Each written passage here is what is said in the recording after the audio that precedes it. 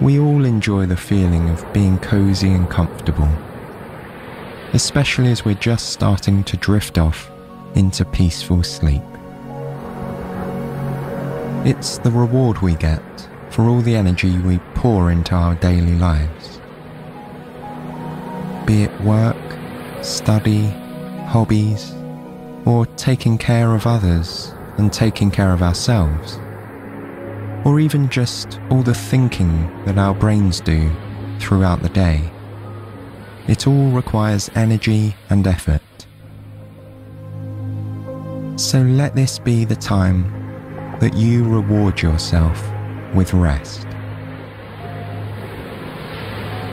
Take a deep breath in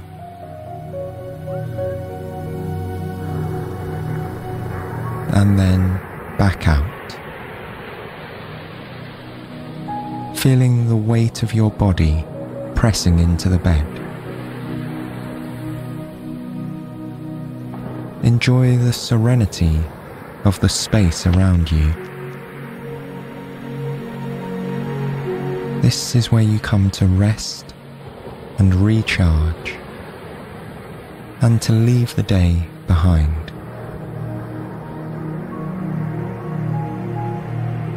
And just notice now how your body is feeling. Is it tired and relaxed? Perhaps it's still a little tense or restless. Either way, use the breath as your center of focus. And gently remind your body that you've come here to enjoy a good night's rest. Gradually, it will follow your lead.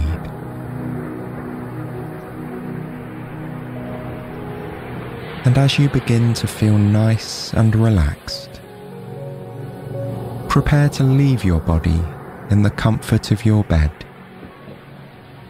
and transport your mind into the body of a little, fluffy island fox.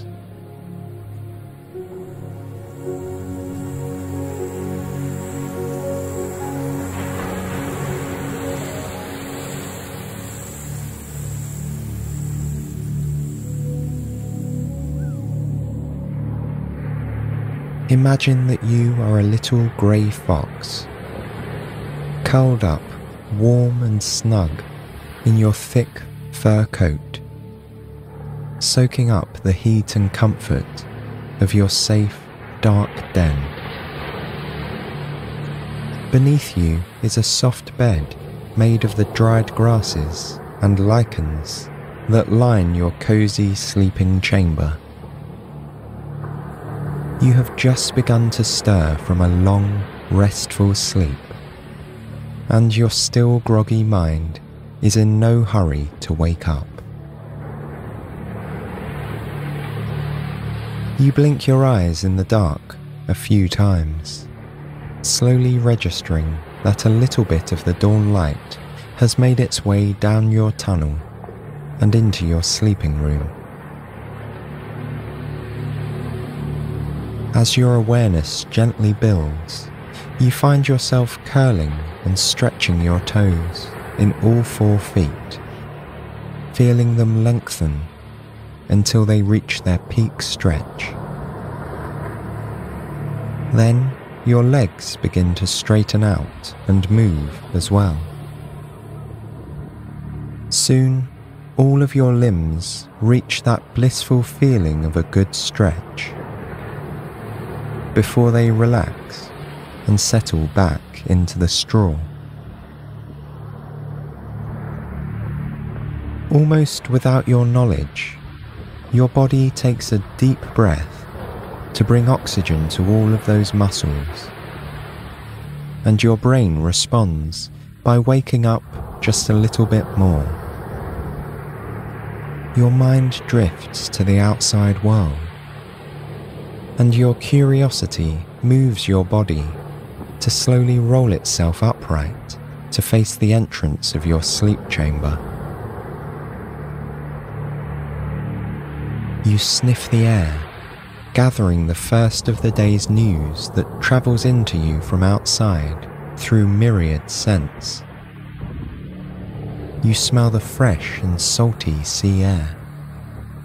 You smell the dust of a dry, sunny day and the familiar plants that grow outside your tunnel, like sagebrush and dried grasses.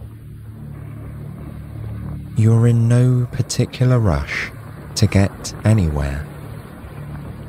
But now you are awake, and your mind is beginning to wonder about your favourite things beyond the walls of your chamber. This is your habitat, and you feel safe and secure here. It provides everything you need year-round, and you never know what new discoveries you will make in the different parts of your territory.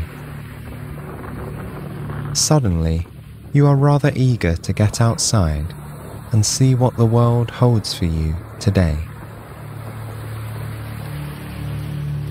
You stand up and begin to squeeze yourself through the narrow passageway that leads to the entrance of your den. The surroundings turn from bedding to soil to rock, and you get your first glimpse of the day as you round a corner to the opening. The fresh air is stronger here, and you sense that the temperature is cool and refreshing, but not too cold. The morning is overcast, as most mornings are here, and there is a gentle coastal breeze rustling the nearby leaves and grasses. You step out onto the lichen-covered rocks outside your den and sit for a moment to survey your little kingdom.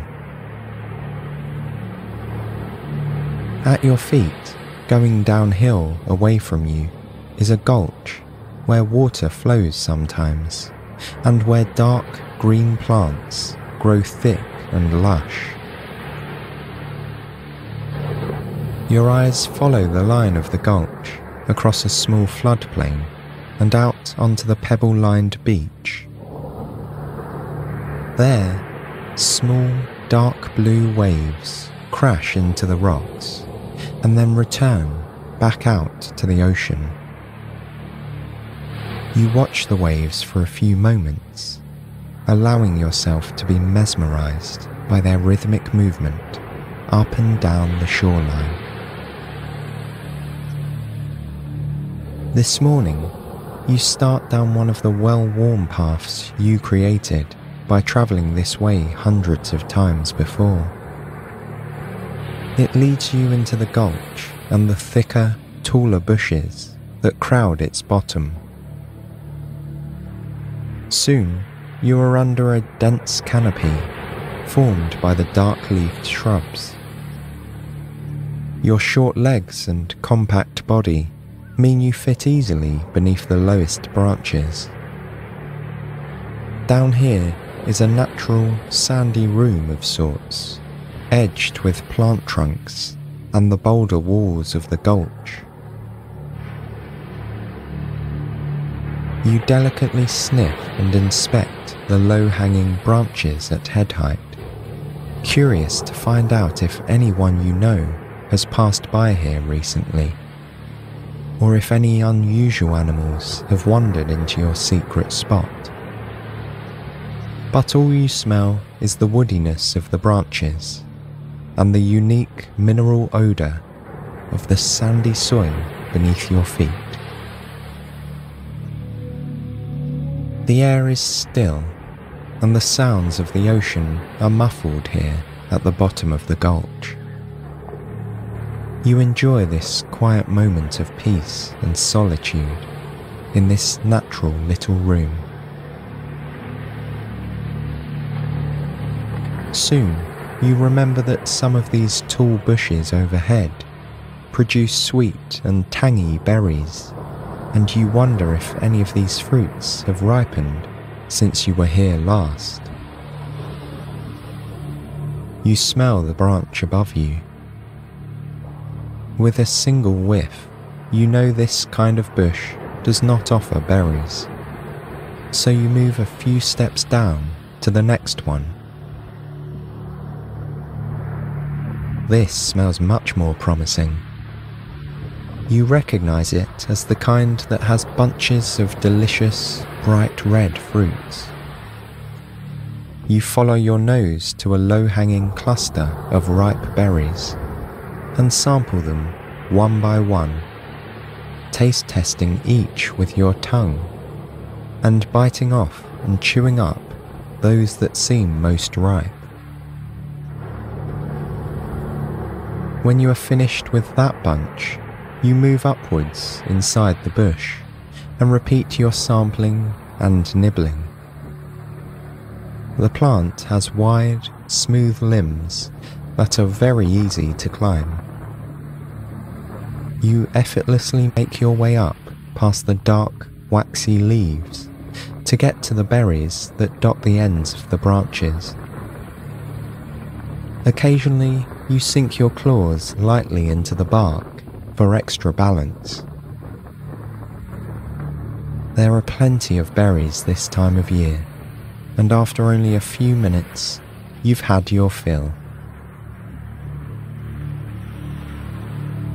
Before you climb back down, you take advantage of your relative height in the bush to pause and survey your surroundings.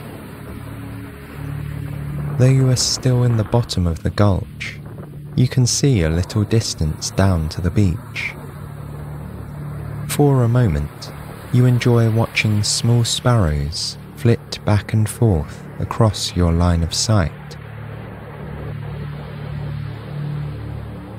The light breeze gently sways the branches of some of the nearby plants, but most of the things that grow here are short and stout, well adapted to the often windy coastal weather.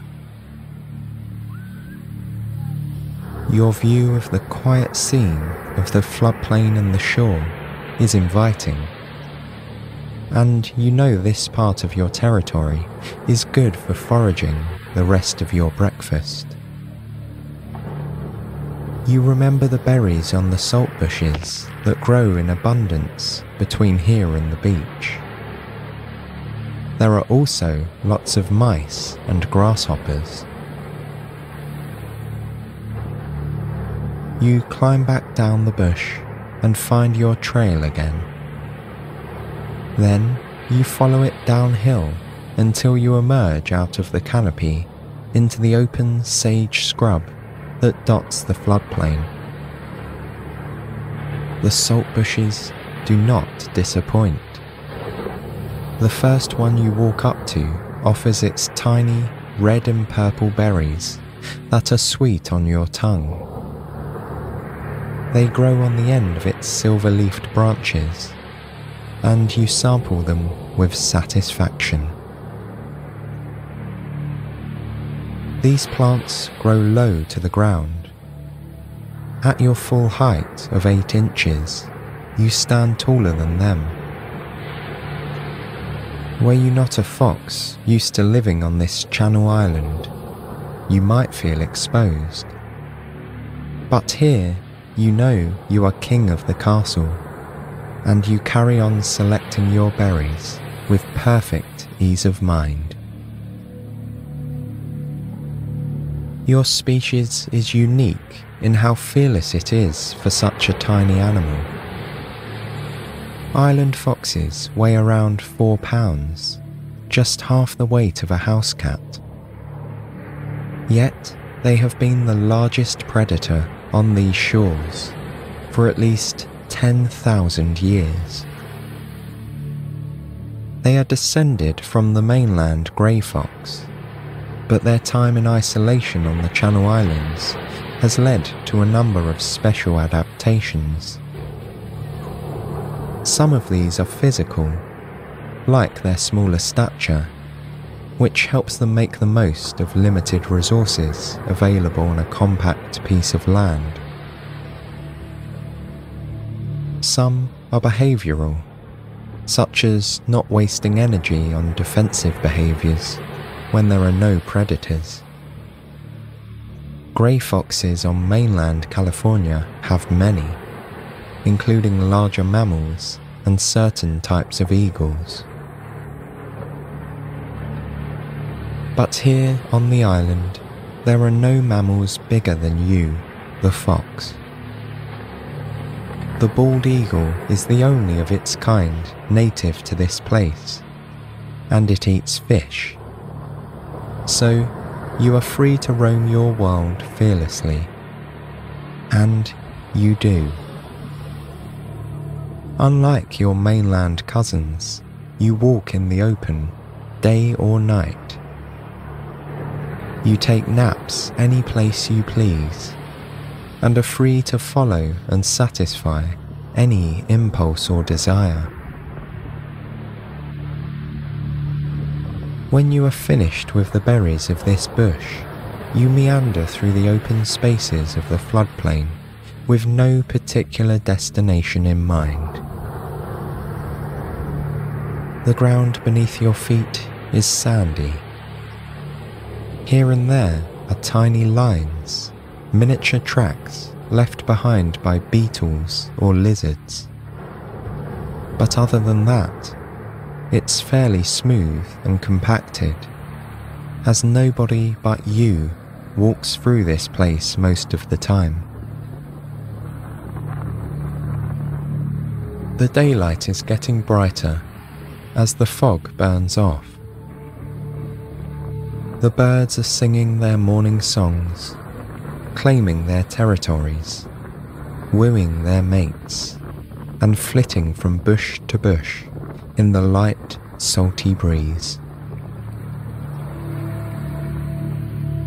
You know your territory quite well and stay within its boundaries. Most days, you spend all of your time exploring it and foraging. While you don't follow exactly the same path or routine every day, you do like to know what is going on throughout your little kingdom. So, you take pleasure in checking up on its different areas. You decide to get back on one of your many footpaths and head down to the beach that is the western boundary of your territory. The path leads you in a nearly straight line to the shore. Soon, you reach the place where the sandy footplane meets the smooth, grey pebbles of the beach. The ocean is louder here, rhythmically crashing into the small rocks, rolling some of them in and out with each wave. It's a relatively narrow space, though large enough from a fox's perspective. To the sides of the floodplain, the beach is mostly edged with soil cliffs that stand 5 or 6 feet tall and rise up just past the high tide line. Here, your path splits right and left to follow both the edge of the floodplain and the cliffs overlooking the beach. When the tide is low, you will sometimes check the nearby tide pools for tasty crabs in the shallow water. Today, you pause to contemplate your choices, looking up and down the shore to see if anything catches your interest. In one direction, you spot several large things lying horizontally just past the shoreline. You don't recognize them, as this part of the beach is usually clear. But this has happened a few times before.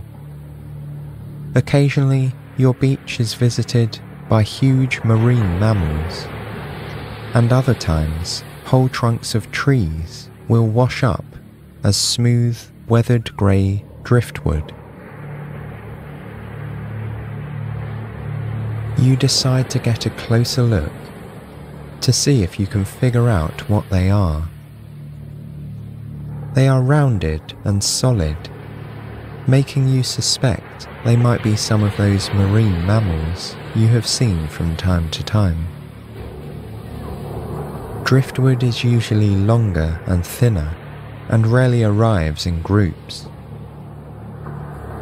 Finally, you notice one of them is moving, and you can make out the shape of a big, round head that has popped up to inspect you as you approach. The creature quickly loses interest and gently sets its head back down onto the pebbles, closing its lids over small, dark eyes.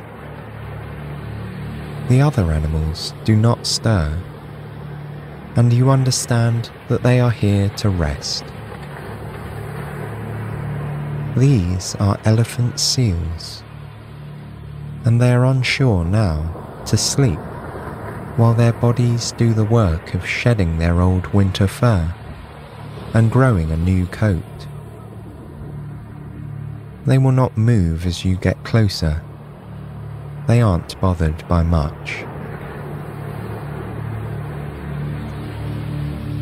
You continue towards them, still curious about this novelty, sniffing the air as you approach for more information. The breeze is blowing their scent away from you, but finally you get enough of a whiff to recognize it.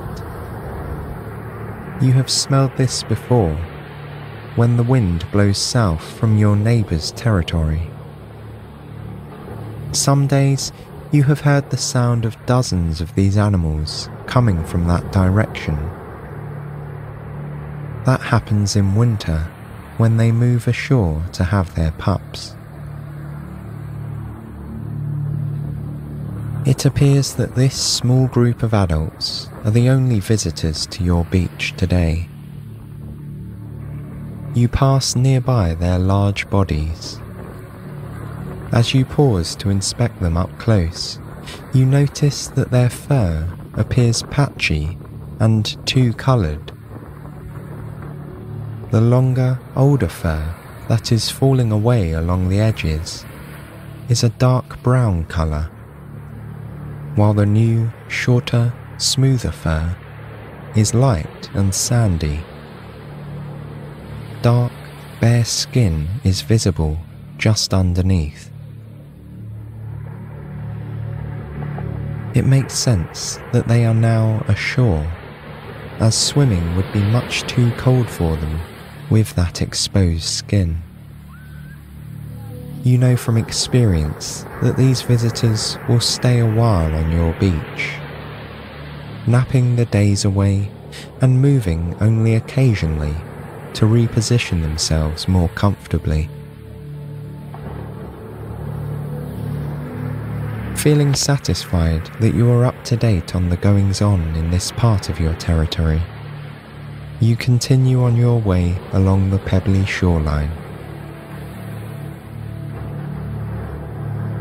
Up ahead, there is a break in the cliff where a ravine meets the beach. You have a good path there that you would like to take next. It turns upward to climb one of the rocky walls. With a little bit of muscle power and good balance, you make your way up. This ravine is much bigger than the gulch that houses your den. The path cuts straight to the top of it and brings you onto a higher plateau. You notice it's slightly warmer here at this elevation, and the plant life around you reflects the different temperature. Here you find a dry grassland as far as the eye can see. There is a peppering of sage scrub and cactus, and the odd coyote bush or lemonade berry stands alone providing you with markers for distance and direction. A few feet away from your trail is one of these solitary shrubs, nearly as tall as a small tree, with large, star-shaped leaves and dozens of lovely, bright pink flowers.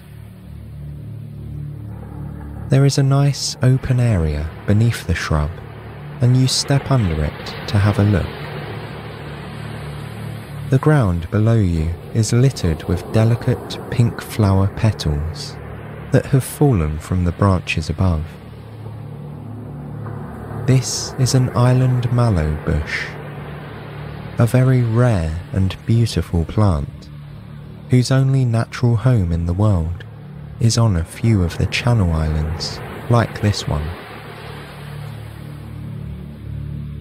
Were you a human, you might appreciate the unique gift of being able to see such a rare plant thriving in its natural habitat. You might savour the sweet fragrance of one of its wide-open, 5-petaled flowers. You might feel a sense of gratitude for its contribution to this ecosystem, happy for the nutrients it provides to the butterflies, hummingbirds, and insects that visit it regularly. As a fox, you do sometimes enjoy the shade it provides on hot, sunny days. But today, as the weather is only now beginning to warm up, you decide to step out from under the island mallow and return to your path.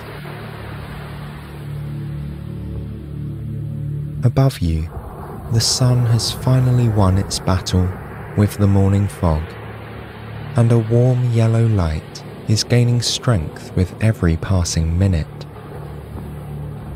You begin to feel the warmth on the fur of your back. The dried grasses and the dusty soil beneath your feet have begun absorbing the sun's heat and radiating it back up into the air. The breeze has faded away, and the sound of the waves is only a distant murmur as you steadily make your way deeper into the grassland. Save for the occasional grasshopper that springs away from you as you move, this landscape is quiet and still. The birds have finished their morning chorus and settled silently into their midday rest that will last until the heat of the day has gone by. Your nose picks up the recent scent of California quail, which is the one notable exception to this rule. You imagine a family of these birds passing by, with little yellow chicks following their parents in a line, like popcorn on a string.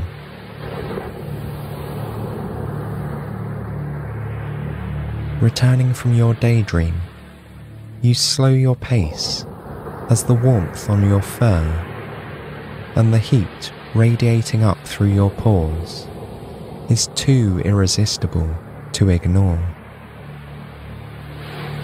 You feel a wave of laziness wash over you, and you have a strong desire to stop moving and bask in this glorious sun. You glance about for a suitable sunbathing rock. Ideally, you'd like a nice flat surface with full access to the sun's rays. A pile of low, wide granite rocks offer several options, and you approach them to find a perfect spot. Weaving around a few boulders, you find an ideal rock, with a bit of a view over the grassland. With your head Facing the open landscape, you fold your legs underneath you and rest your torso on them, curling your tail loosely to the side. You scan the grassland for anything of interest, but the whole world appears to be taking a nap with you. There is nothing for your eyes to see, but for the peaceful, unchanging scene of the warm, still land.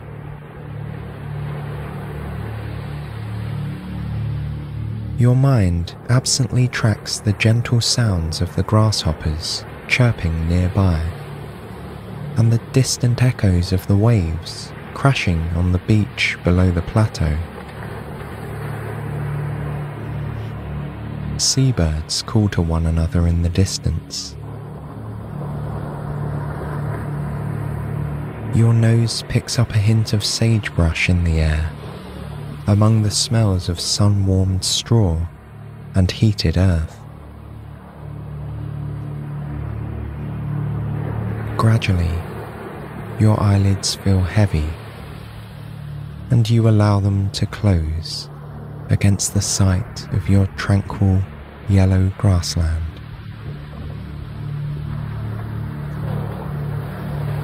Your ears continue bringing in the sound of waves and grasshoppers, even as your eyes are shut and you think of nothing else.